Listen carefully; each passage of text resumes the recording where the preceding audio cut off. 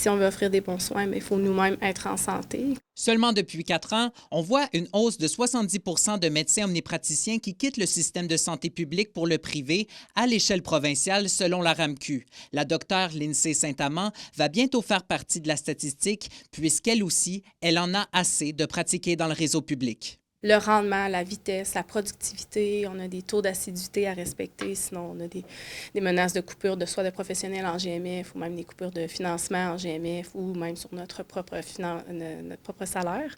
Dr Saint-Amand a commencé à pratiquer il y a 12 ans et elle voit les conditions de travail se dégrader depuis. Plus de pression, de coercition, de règles à respecter, de rendement à produire, contrairement à mon début de pratique en 2012 où est-ce que j'avais plus de temps de qualité avec mes patients au bureau pour faire une meilleure médecine. Maintenant, on est comme dans la vitesse, le débit, la productivité, le rendement de pourcentage. Ainsi, la praticienne compte ouvrir sa clinique privée en septembre de l'an prochain.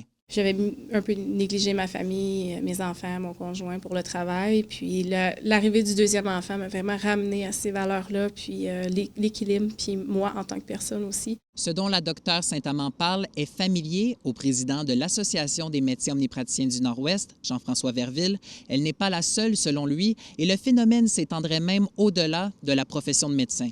On le voit particulièrement en région, les cliniques de santé privée, ce n'est pas des cliniques médicales, c'est des cliniques d'infirmières. Les cliniques Sino, c'est des infirmières, ce n'est pas des médecins qui travaillent là. Puis c'est des infirmières qui ont été un peu désabusées du système aussi, puis qui ont décidé de quitter pour une médecine au privé. Le ministre de la Santé, Christian Dubé, a dévoilé lundi vouloir instaurer un projet de loi dans les prochains mois pour encadrer la pratique privée et renforcer le public. Reste à voir d'ici là si l'exode des praticiens vers la médecine privée va s'accentuer. Félix Blaquière, RNC Nouvelles, Val-d'Or.